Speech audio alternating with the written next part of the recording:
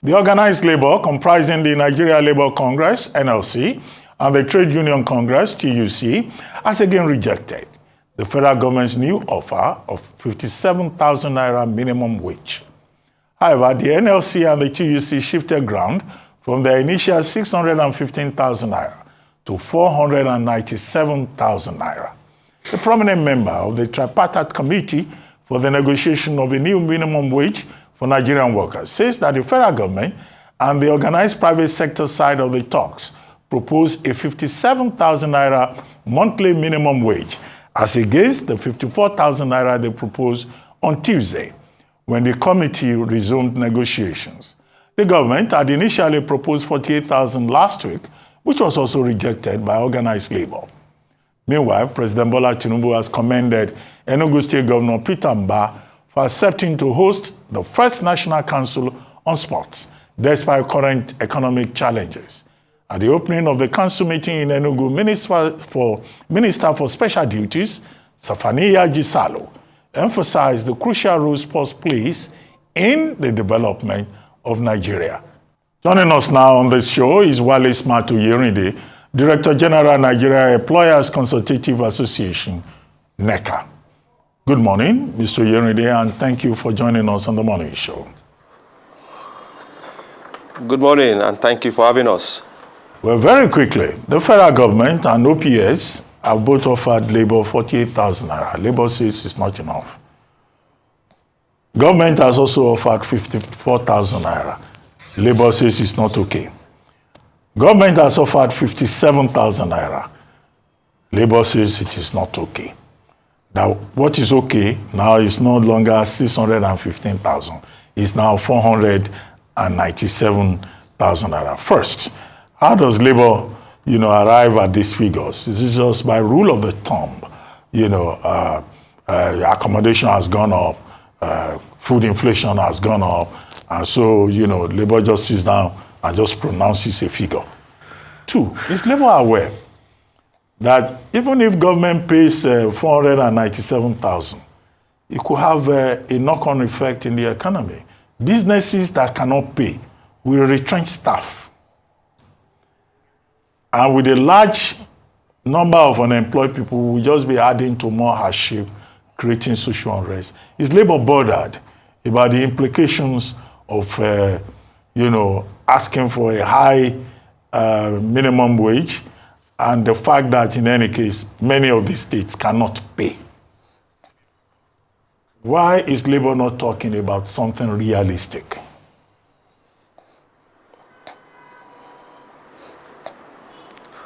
Well, thank you very much for the, should I call it the questions, or should I call them the comments you made, which basically are part of the realities that we're trying to come to. First, I will like to clarify that first, labor have within the context of its reality, can propose whatever figure it thinks will meet the needs of its members. I think within their right. And other social partners also, the employers, the organized private sector, and government also have the rights to make proposals within the context of their realities. And I think in the context of negotiation, everybody have the right to throw up their figures on what will meet their immediate needs.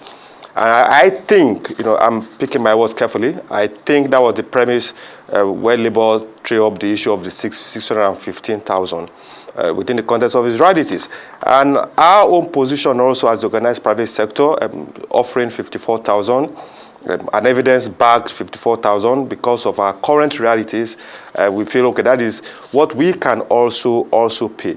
Government came up with 48,000, probably because of their own realities.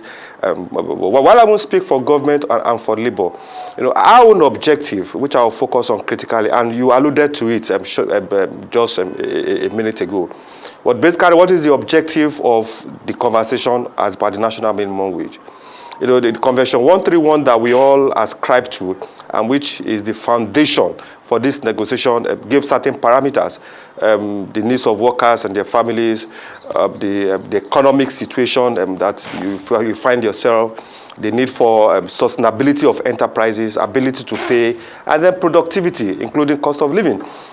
And in the situation that we find ourselves currently, the economic situation that we find ourselves, and globally within the context of this kind of negotiation, the foundation that determines how far, how well, or how much, basically is just the economy.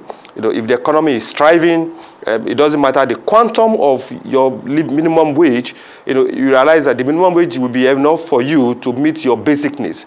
Now, if the economy is going south and is not very stable, then the value of what you get might also be knocked off by cost of living. So our objective going to the negotiation, as you alluded to rightly, is first, in view of the increasing unemployment rate, in view of the many challenges that businesses are facing, our key objective, among many others, is the protection of jobs. And our offer of 54 at the initial point was a figure that we feel will protect jobs, we keep employees in employment, pending when the economic situation continues to improve. We are not unawares, and you're also not unawares. And everybody there, we are not all unawares, because we also share this conversation at the committee level when we're having our conversation. And in the last 2 years, over 100 businesses shut down or changed their model of operation. And many of those employees of those businesses, they are left out. We don't know where they are. We think that should be a concern for us. In the last 1 year, many businesses, I don't want to reel out names for you, declared different losses. Big businesses declared humongous losses. And the focus for us, I said, we have to keep employees at work. And that was what influenced our first offer of 54,000. It wasn't a joint offer with government. Government came up with 48,000. We offer 54,000. Then when the meeting converged, government upped his offer to match the private sector. And yesterday, when the conversation started again, we feel, okay, to demonstrate good faith, we will painfully, and I must emphasize it, the businesses will painfully up the figure to 57,000. The government requested for time off to consult with their principals, and they came back and jointly with the state governors and the federal government, they came up to match the figures of 57,000. We believe strongly in the context of the current state of the organized businesses that 57,000 is a good deal for us, and we just hope that our colleagues in the organized labor will reflect on the current situation and agree to that figure. Okay, thank you. I think it's very important to hear from organized private sector, because we've heard largely from organized labor and the government, and we understand the government's position without hearing from the private sector, which also hires a large part of the workforce. However, Labour have broken down, organized labor have broken down, released the documents detailing how they arrived at 615,000 initially, now moved to, negotiated to 497,000 naira. Saying that, and I want to quote them, saying that any figure below the amount is a starvation wage that would condemn Nigerian workers and their families to perpetual poverty. That's what they said. That if you pay anything less than that, then people are just going to be poor. So where is that middle ground between keeping people in jobs, but having people remain in jobs, but unable to feed their family, and so getting deeper into poverty? Where is that middle line? Because that's also a critical part to consider when we look at wages. You can have people who are employed, gainfully employed, but are plunged deeper into poverty. What do you make of that statement by Labour, and where do we find that middle ground? Now, it's also very, very important to put this conversation in context. I absolutely agree with you that a worker deserves a decent wage. Absolutely, there's no contention about that. And from the employer's perspective, from the organized private sector perspective, our agreement, our disposition to the national minimum wage has been positive from beginning, that 30,000 is no more realistic, 30,000 is no more justifiable within the context of the current economic realities. Because on the long run, it's a win-win for us if we arrive at a figure that is realistic within the context of now. Because when you pay workers, or when we give households cash, they are not going to eat the cash. They are not going to eat the naira. They are going to buy goods and services that is provided by organized businesses.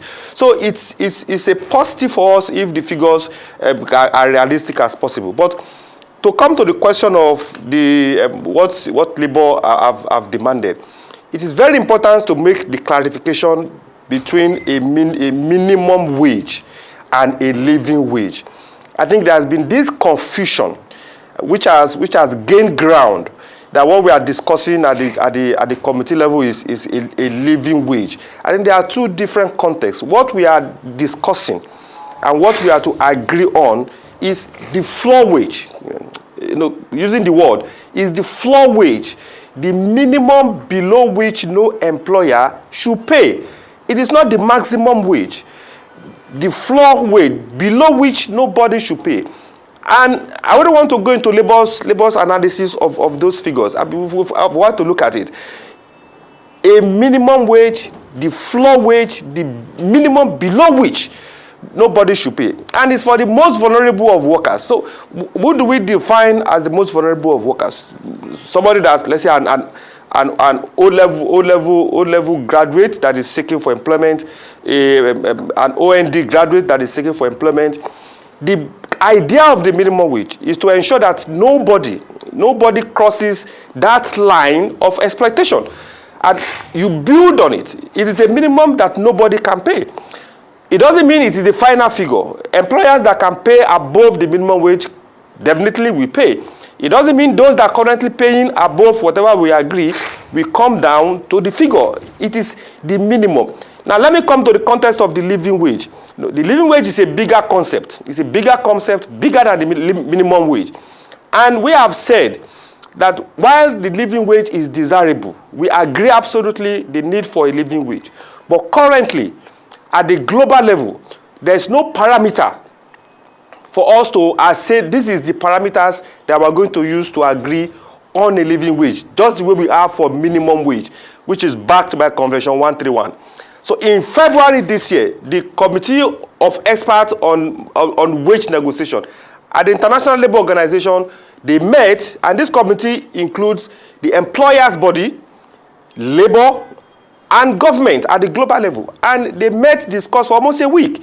And they came up with a framework, a recommendation that, look, it is high time we go into the conversation about living wage.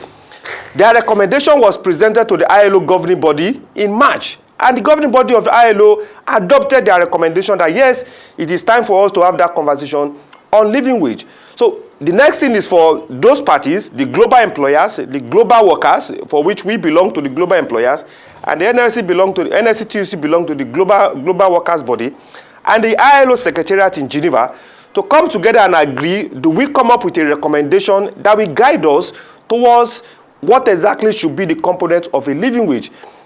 That recommendation or that convention is probably part of the things that we discussed in June at the ILO convention. But what we are discussing now is the minimum wage, below which no employer should pay. Do we need to strike a balance between poverty and a wage that should keep employees at work? Absolutely. Do we need to strike a balance between a wage that employers can pay and keep the business in business? Absolutely. So that balance is what the committee is trying to strike as we speak. Okay, thank you so much for all of this. And a quick apology to our audience. There was a mix-up as regards an element we played there. I want to ask you, how did you arrive at the numbers for the minimum wage for, organized private sector? I just want to get through the details. How did the number you're proposing, how did you arrive at it? That's number one. Number two will be about this interest rate issue. I hear the banks have started writing to some, people in the private sector that have loans. Some banks have repriced their loans to about 32.5%, some 31%, some 33%. And this has been a result of a knock-on effect from the interest rate hike. I want you to just tell us how that is also affecting businesses as we speak. Thank you. Thank you very much. For us to arrive at 54, a lot of consideration was brought to bear. we looked at, at the private sector level, it will interest you. At the private sector level, there seems to be more organization, a seeming definitive process that we use. We have different sectors, sectoral groups. We have the food and beverages employers. We have the chemical and non-metallic employers. So each sector of the economy, they have their own employers federation, and all of them, most of them belongs to NECA as affiliate. And there are corresponding unions for all those employers. And all of them, they negotiate, they have collective bargaining negotiations, and this is very important. They have collective bargaining negotiations. Some do it annually, where they negotiate wages, terms and conditions of employment, welfare issues. They negotiate on an annual basis. Some negotiate every 2 years. Some negotiate every 3 years. So progressively in the private sector, negotiation at the sectoral level, which is the critical level, goes on between the employers and the employees. And it's also interests you that most of those sectors, they also have their minimum wage. They have their minimum wage that they also negotiate at those sectoral level. And part of the modalities that we use, amongst others, is to look at what is the average. What is the average of all these, the organized part of these employers? What is the average minimum wage that they are currently paying? Many of them are paying above 30,000, absolutely, above 30,000. Now, what is the likely within the context of their realities now? You mentioned the issue of interest rate that just came up. We have the issue of the forex that those businesses have struggled with. As I mentioned at the committee level, that the reality that the organized private sector came to the committee meeting with, those realities changed about 2 days ago when the interest rate was increased, because that is another cost, another direct cost on organized businesses. So we looked at all those parameters. What are they currently paying? What can they accommodate within the context of their cost? Because affordability is also a key issue. Then we look at the median of the figure that everybody is currently paying. Now, you don't pick the extreme, because there are some that are paying far above the median. There are some that are in the median, and some, quite a large chunk of them, that is at the back side of the median. So statistically, you have to look, how do we make sure that you don't compromise those that are struggling to pay, and how do you make sure that those that are paying currently, you continue to motivate them? So those parameters came into play, and looking at the current cost of the businesses, we felt, okay, look, this is a figure that we can conveniently, that all businesses can conveniently say, yes, we can pay. Because you don't also want to create a situation where violation becomes rampant. It creates, we will have solved the issue of fixing the figure at the committee level. Now we'll have created a new dynamics of challenge for those that can't pay, because they will also face the penalty of not paying, and the consequences goes like that. So those are the part of the parameters that we use to arrive at a figure. And our figure of 57,000 is 90% above the current 30,000 national minimum. What's your median figure? On the issue of the interest What's rate, your median figure? What was that median figure that was now a benchmark to be able to iterate on the extremities? No, I don't have the figure with me on my paper now, but definitely a lot of analysis went into our conversation, even up to last night. When the committee adjourned till 4 p.m. yesterday, we spent the whole night at the private sector strategic level reviewing this figure and dealing with this figure, crunching this figure to see what exactly can these businesses pay. Okay, the interest rates. Talk about how it affects you. Now, it's also worrisome for us, because we've also shared our perspective. I think we were on the press yesterday to express our aghast at the new interest rates, because it compounds the challenges that businesses are currently facing. You are right that some member companies have received notification of the new rates, which pushes them further into a precarious situation. it's an ongoing issue that we are engaging government, that for us in the organized private sector, why this might serve governments maybe short-term or medium-term objective of curbing inflation, but it creates a new dynamics for the organized private sector. Many other businesses can go under. Default rate on loans can increase. We are trying to deal with the issue of unemployment. This can also drag many businesses to start reviewing their figures and say, look, can we keep workers, can we keep employees with these figures that we're looking at? What model of business can we initiate again to help us to keep our costs in line? Not to also forget that few days ago we are still battling with the issue of electricity bill. 2 days ago, a member sent a message that their bill that used to be 2.3 million, when they received their bill for April, it was about 12 million plus. So where will that kind of business, where is it going to push the cost? So we have made representation to government that this increase in interest rate, it has the potential to be counterproductive, especially at the private sector level. It might lead to more requiem mass for many businesses, which is worrisome to us. Okay, Mr. Smart-Oyerinde, except that increase in interest rate is a consequence of monetary policy decisions, and the CBN has made it very clear it will continue to take a look at interest rates to be able to manage inflation. But I would like to ask you, how do you think this conversation about new national minimum wage will be resolved? Already, the Minimum Wage Act of 2019 has expired by April 18, so the law is not in place. We need a new law. But now we have organized labor, organized private sector complaining about costs and the risks involved in, further increasing costs. You have labor saying we can't go below a certain threshold, otherwise we'll go onto the streets. You have government saying this is how much we can possibly pay. How do you think this can be resolved? I mean, you are in the arena, you attend all the meetings. What's your reading? We at the private sector level, we believe absolutely in the principle of social dialogue, in the spirit of give and take, in the spirit of coming down to the realities, when push comes to shove.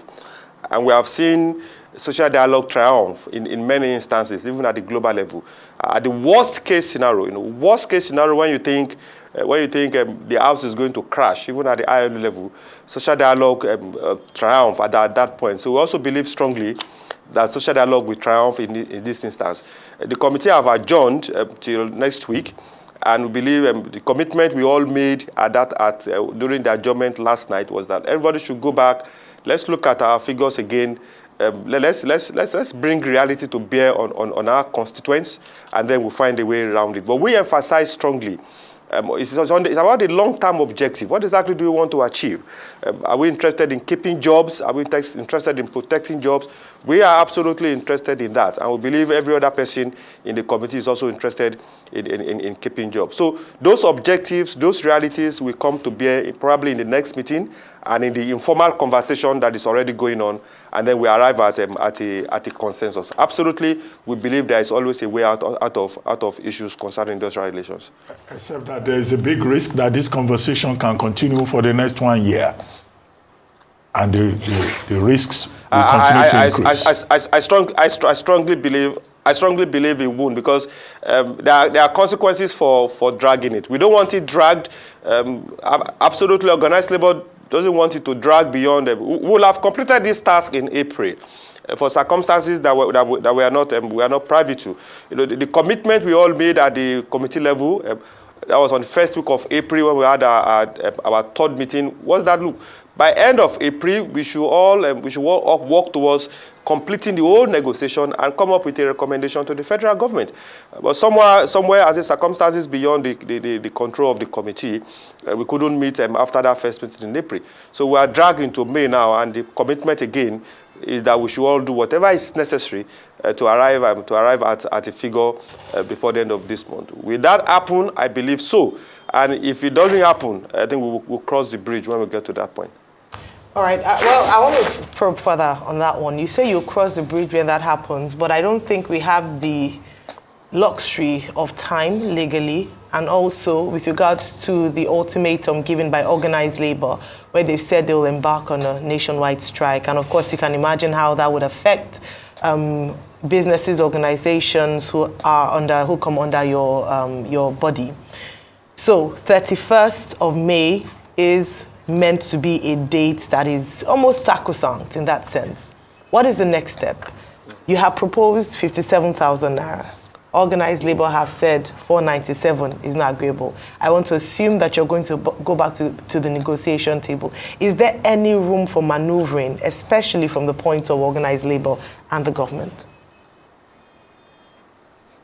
You know, in negotiation, no position is sacrosanct.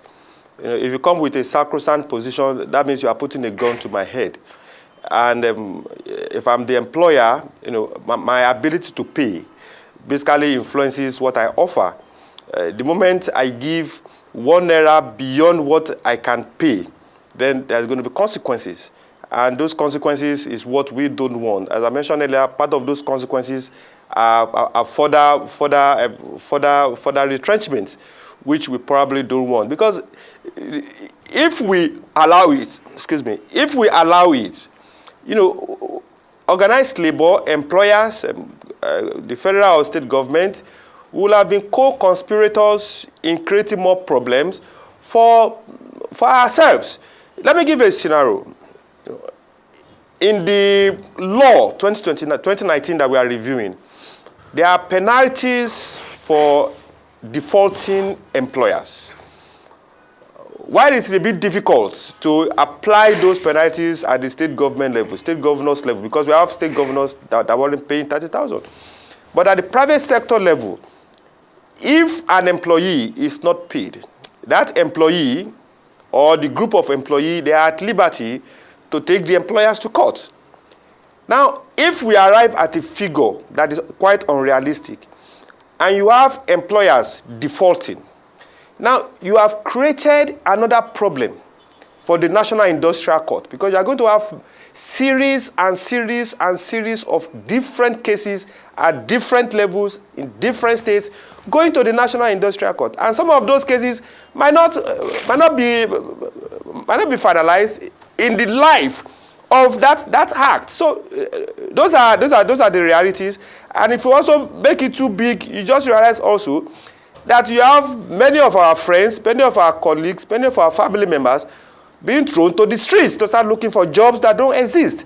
So we believe strongly that that reality we come to bear when we get back to the negotiation. But is there room for maneuvering from our friends, organized labor? Absolutely, there's greater room for maneuvering and coming down to reality. I'd like to ask you a very important question, and it could be hypothetical. In an event where you guys do not meet halfway with labor, can you also help improve the dynamics by giving more concessions in terms of welfare? Because between you and I, the challenge has been you guys, the employees, have not done enough in terms of welfare of the workers. Can you help giving more concessions as of welfare, health insurance packages, you know, and permanent injury or disability packages? What can you guys do as regards that? You know, when you say you guys, I want to believe in the private sector. Yeah, because I said I won't be able to speak for government. Yeah. But at the private sector level, it will interest you to note. And I'll make it a real conversation, not an hypothetical situation. And I'll drag us back to 2020 during COVID-19. You know, when businesses, nobody could move, businesses were practically shut down. You know, we organized private sector entered into an MOU with organized labor to say we understand the circumstances of COVID. It has created a dynamics that none of us prepared for. That organized private sector will not retrench a staff, notwithstanding the challenges, except it is absolutely impossible for us to keep one staff. That is when the issue of retrenchment we absolutely impossible. And we kept faith with. If it's practically impossible, if the business is down totally, absolutely, you can't keep staff again. That until we get to that point, businesses will keep their employees, and we kept faith with that issue. Currently, employers pay 1% of their payroll, with some exceptions, to the National Social Insurance Trust Fund to fund the Employee Compensation Act, and the Act takes care of injury during and in the course of work. So we're already doing that. 1% of payroll. That is a different payment. We are also paying absolutely group life insurance for our employees. This is reality in the private sector. And the issue of health and welfare, for every employee in the private sector, we cover them through the HMO system that covers the employee, his wife, and 4 children. Those are the current realities in the private sector. So in the context of welfare, and you also remember in August last year, when the president made his first broadcast before Labour went on strike, he also commended the private sector for taking proactive action when fuel subsidy was removed. Many businesses initiated the model of working from home to reduce the pressure on the road for employees, people working twice or thrice from home. Those are schemes. People are giving, the private sector led the charge in increasing salaries. The private sector led the charge in product sharing. Those are products that are manufactured products. In product sharing. So within the context of employee welfare, we are proactive, we are committed, and we have been very, very responsive. Can we do more? Yes, we can do more within the context of our limitation. I think we should quite emphasize that. But our commitment to employee welfare, you can take it to the bank. That is absolute. Well, thank you very much, Mr. Smart-Oyerinde, except that employers are not as innocent as they too appear. Many of your members don't pay us at Wendu. Many of them have no insurance for their staff. Many of them do not treat their staff well. But that's another conversation entirely. Thank you very much for joining us on The Morning Show.